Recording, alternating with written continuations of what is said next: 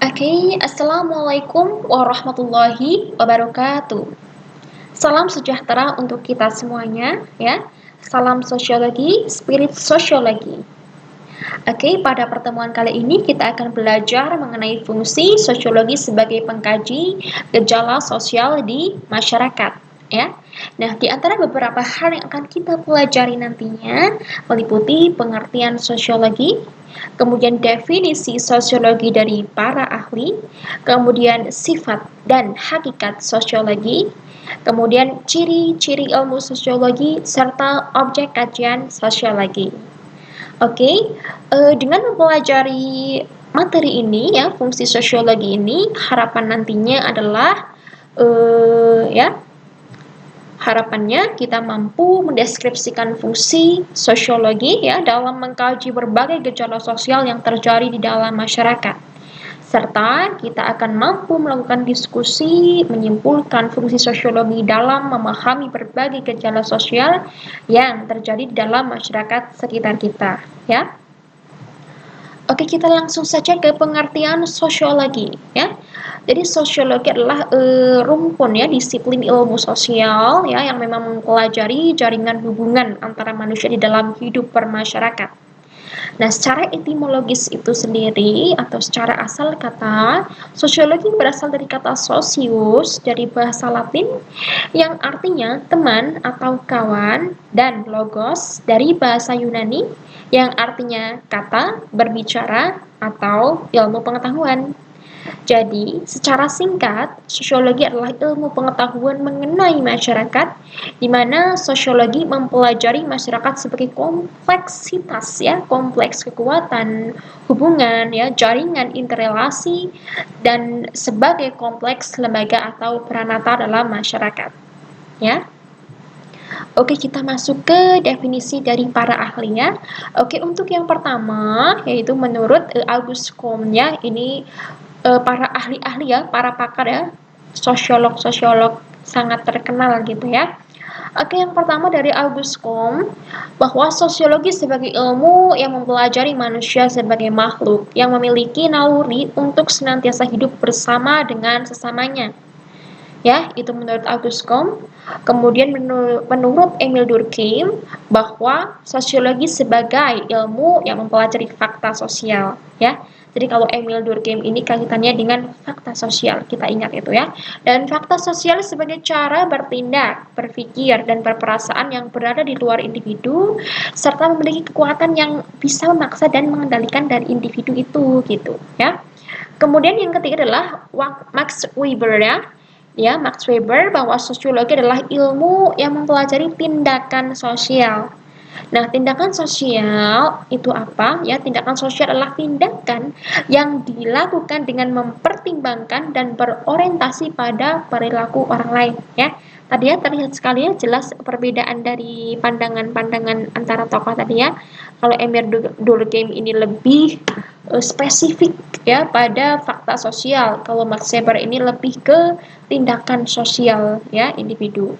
Kemudian ini ada P.J. Bauman ya, bahwa sosiologi sebagai ilmu ya yang mempelajari hubungan-hubungan antara individu dengan individu, antara individu dengan kelompok, serta ya sifat ya, ini ya sifat sekaligus juga perubahan-perubahannya ya dalam lembaga-lembaga dan ide-ide sosial ya.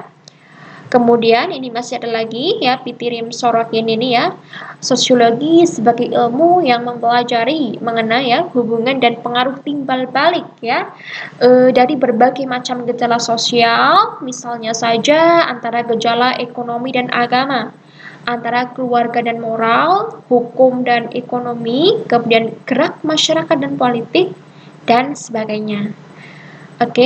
Nah, hubungan dan saling pengaruh itu antara gejala-gejala sosial dan gejala-gejala non-sosial itu bisa kita contohkan adalah gejala geografis, gejala biologis, ataupun lainnya gitu ya, masih ada banyak begitu ya. Kemudian ya, Selo Sumarjan dan Sulaiman Sumardi ya, sosiologi sebagai ilmu masyarakat ya, yaitu ilmu yang mempelajari struktur sosial dan proses-proses sosial, termasuk juga di dalamnya perubahan-perubahan sosial ya. Selanjutnya adalah Kingsley Davis ya. Nah, Kingsley Davis ini mengemukakan bahwa sosiologi sebagai suatu studi ya yang mengkaji mengenai bagaimana suatu masyarakat ya bisa dengan antara satu dan kesatuannya itu bisa mempertahankannya gitu ya, kelangsungannya dan cara-cara masyarakat itu pula untuk bisa berubah ya. Itu tadi beberapa definisi dari sosiolog ya atau para ahli ya. Oke, kita akan masuk ke sifat dan hakikat dari sosiologi ya. Nah, sifat dan nah ini di antara beberapa sifat sosiologi sebagai ilmu meliputi ini yang pertama ada empiris, kemudian teoretis, ada kumulatif ya, ada juga bukan etika. Nah, sebenarnya sifat-sifat sosiologi ini hampir mirip juga gitu ya dengan ciri-ciri sosiologi yang nanti akan kita bahas ya. Tapi ada beberapa hal yang sedikit berbeda, tapi pada dasarnya sama begitu ya. Nah, secara empiris itu artinya apa? Bahwa sosiologi itu mendasarkan diri pada observasi, sesuatu yang teramati, kita lihat dalam masyarakat, kejadian-kejadian, gejala yang nampak terjadi di masyarakat ya dan penalaran, ada logika di dalamnya gitu. Jadi tadi empirik gitu kan, berdasarkan data-data atau bukti yang nyata gitu. Jadi itu memang ada gitu ya. Nah, bukan atas dasar wahyu atau bahkan spekulasi. Spekulasi itu apa sih? Spekulasi itu menduga-duga gitu ya. Bukan sesuatu yang fiktif atau mengarang gitu. Jadi memang sosiologi itu berasal dari memang pemikiran-pemikiran hasil dari pengamatan apa yang ada dan terjadi di masyarakat ya. Oke, yang kedua sosiologi itu bersifat teoritis ya. Artinya apa? Bahwa sosiologi itu sebagai ilmu pengetahuan selalu berusaha menyusun abstraksi dari hasil-hasil pengamatan ya. Tadi kan kita katakan empiris itu hasil ya mendasarkan pada observasi. Nah, untuk teoritis ini dia itu mendasarkan atau menyusun secara abstraksi dari hasil pengamatan tadi ya. Setelah kita mengamati apa yang terjadi antara individu dengan individu, antara individu dengan kelompok, antara kelompok dengan kelompok. Nah, kemudian kita susun abstraksinya gitu ya. Analisisnya ya. Nah, abstraksi ini sebagai kesimpulan yang logis yang memiliki tujuan untuk menjelaskan hubungan sebab akibat sehingga jadilah teori gitu ya. Kadang kan kalau kita belajar itu ya pasti selalu ada kajian teori gitu. Kenapa harus ada teori ini dan itu?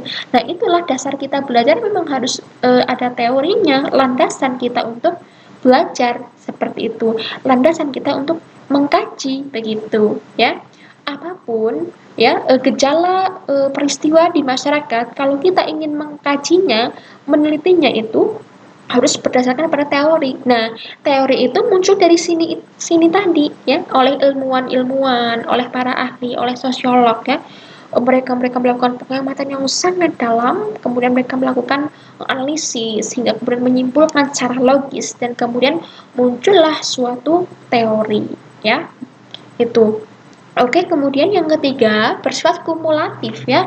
Jadi kumulatif ini artinya apa? Teori sosiologi dibangun atas dasar teori. Ya kan tadi teori sudah tercipta nih. Ada nih ya teori Auguste Comte, Max Weber, Herbert Spencer, Emil Durkheim dan lain-lain ya.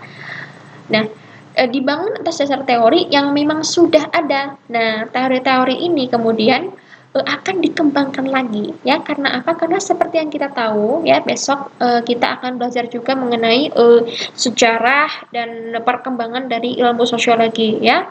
Bagaimana kemudian teori-teori ini pada awalnya muncul teori sosiologi ya pada abad misal pertengahan sudah mulai ada kajian, kemudian abad ke-19 yang sudah mulai banyak diterapkan, dipelajari ya ilmu sosiologi ini begitu ya.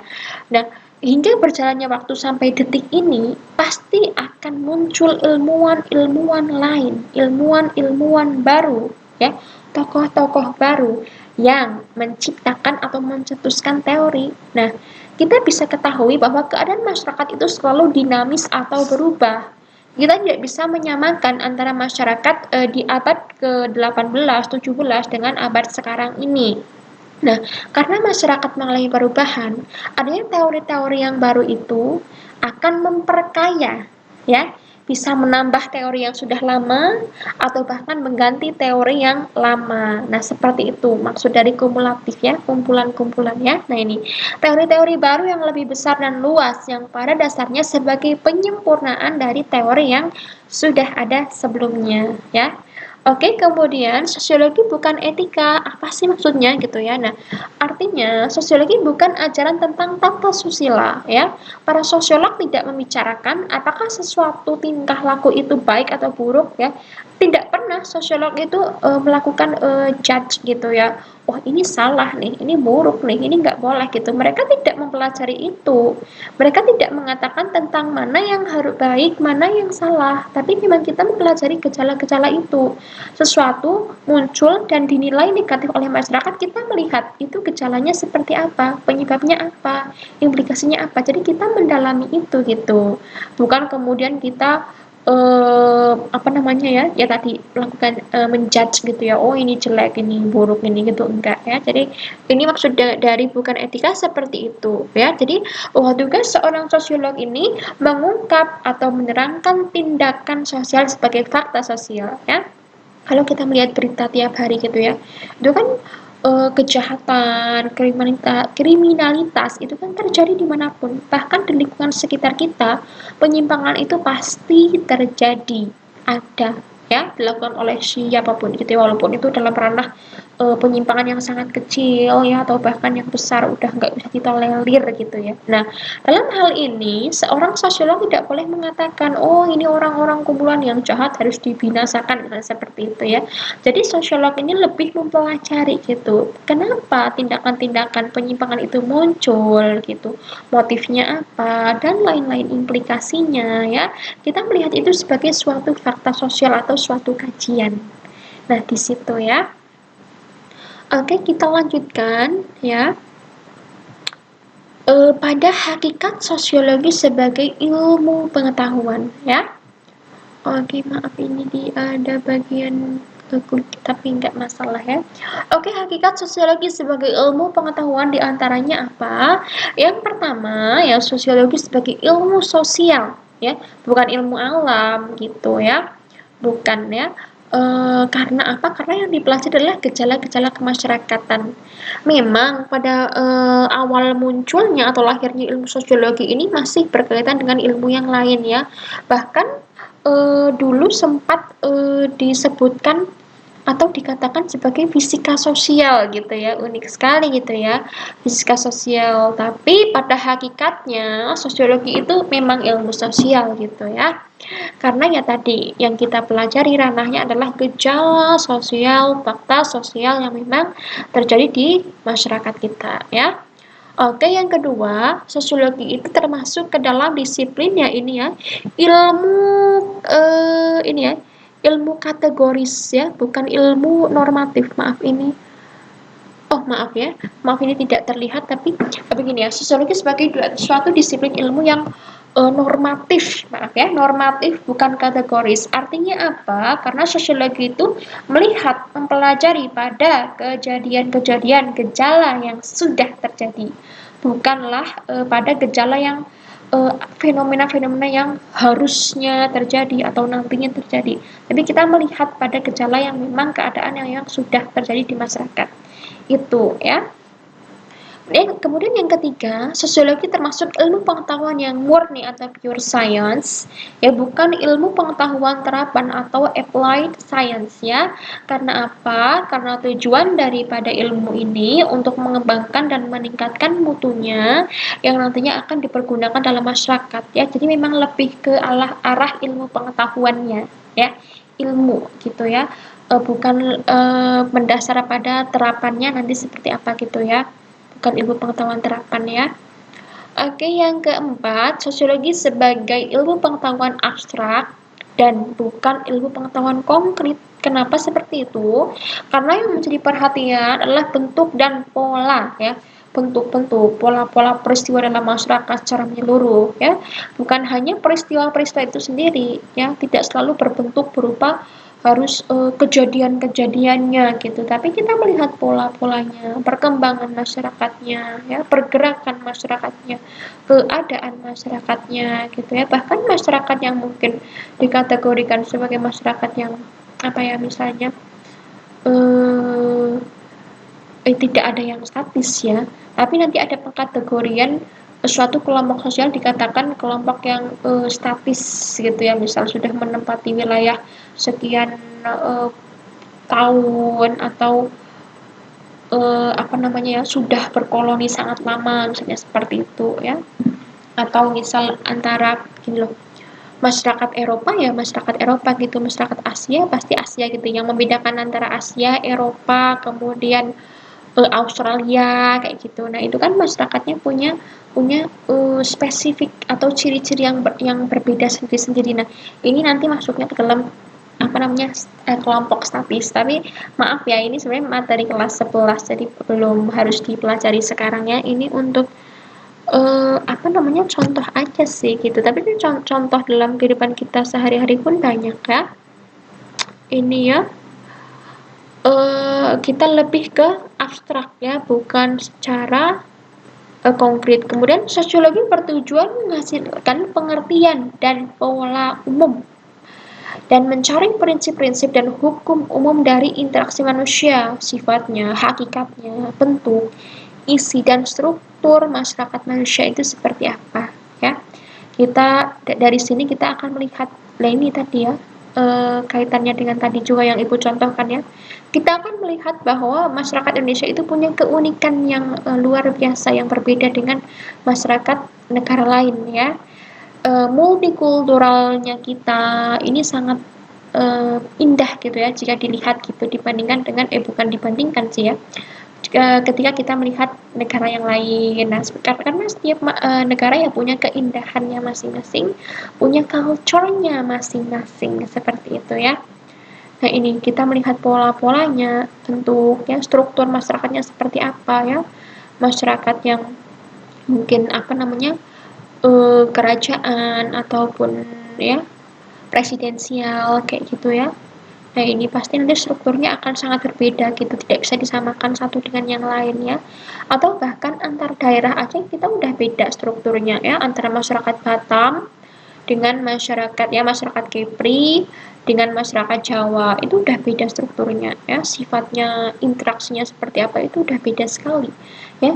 Antara masyarakat pegunungan dengan pesisir pantai itu juga udah beda ya, bentuk-bentuknya, bentuk bentuk interaksinya gitu dan lain-lainnya, normanya ya, seperti itu ya.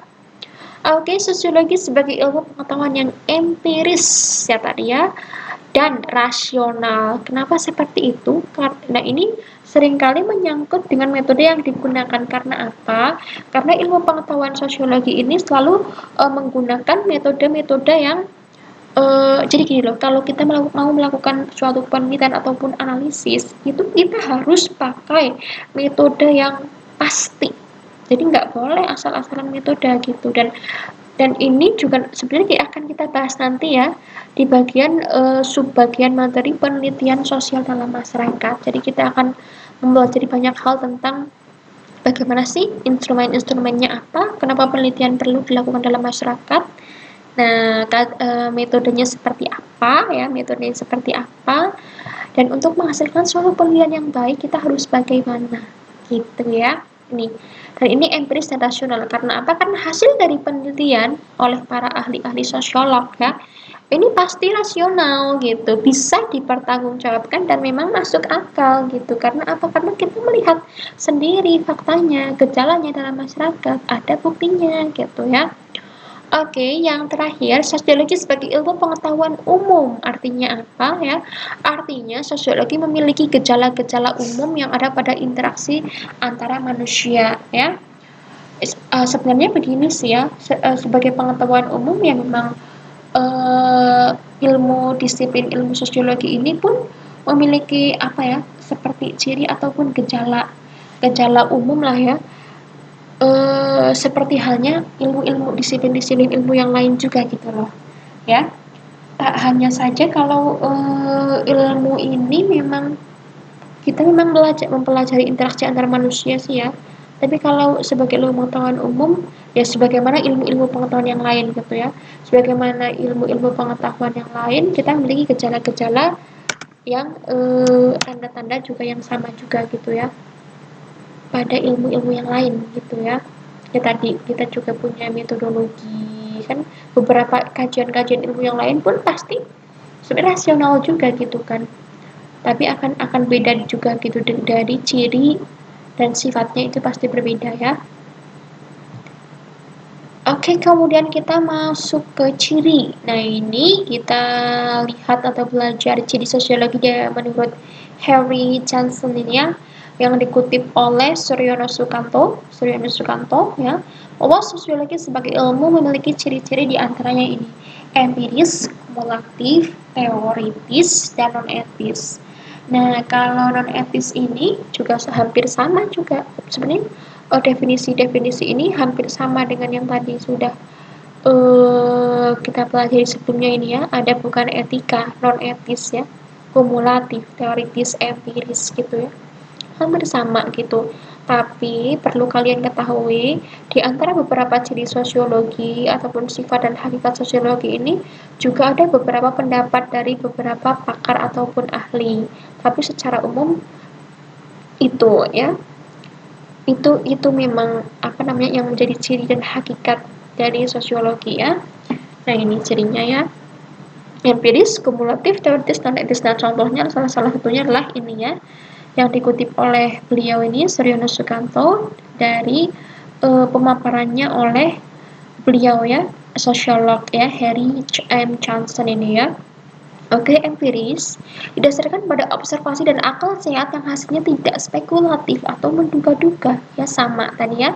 Oke, kumulatif disusun atas dasar teori yang memang sudah ada, kemudian diperbaiki, diperluas sehingga memperkuat teori-teori yang lama ya. Kemudian teoritis ini yang menyusun abstraksi dari hasil observasi yang konkret di lapangan. Tujuannya apa? Menjalankan hubungan sebab akibat sehingga menjadi teori. Ini sama juga sebenarnya ya, pemahamannya sama gitu ya. Teoritis pada intinya sama ya. Tapi memang secara definisi kalimat ya berbeda ya. Begitu ya. Mendalam gitu ya. Oke, untuk non-etis, pembahasan suatu masalah tidak mempersoalkan baik buruk masalah tersebut, tapi bertujuan untuk menjelaskan masalah tersebut secara mendalam, ya. Oke, yang terakhir adalah objek kajian sosiologi, ya. Ini hal yang pasti ya harus kita ketahui sekali gitu ya. Dan objek kajian sosiologi itu mudah sekali. Objeknya apa sih gitu ya? Objeknya jelas masyarakat gitu ya. Kan dari awal dari definisi kita juga sebenarnya udah tahu. Jadi objeknya apa sih? Ya gejala sosial, interaksi, hubungan, semua kompleksitas yang ada di masyarakat. Sehingga objeknya masyarakat ya, ini ya. Objek kajian sosiologi sebagaimana kedudukannya sebagai ilmu sosial adalah masyarakat. Dilihat dari sudut hubungan antara manusia dan proses yang timbul dari hubungan manusia tersebut dalam masyarakatnya. Nah, dengan kata lain, yang menjadi kajian sosiologi itu, nah ini yang dikaji nih di ilmu sosiologi itu apa saja? Pertama, hubungan timbal balik atau interaksi ya antara manusia dengan manusia lainnya. Hubungan antara individu dengan kelompok, hubungan antara kelompok satu dengan kelompok yang lain, serta sifat-sifat dari kelompok-kelompok sosial yang bermacam-macam coraknya. Oke, ya untuk pertemuan ini kita cukupkan dulu sampai objek kajian sosiologi. Besok akan kita lanjutkan lagi, ya. Oke, selamat belajar ya. Sekian dulu. Wabillahi taufiq wal hidayah. Wassalamualaikum warahmatullahi wabarakatuh. Oke, salam sosiologi ya tadi ya, spirit sosiologi.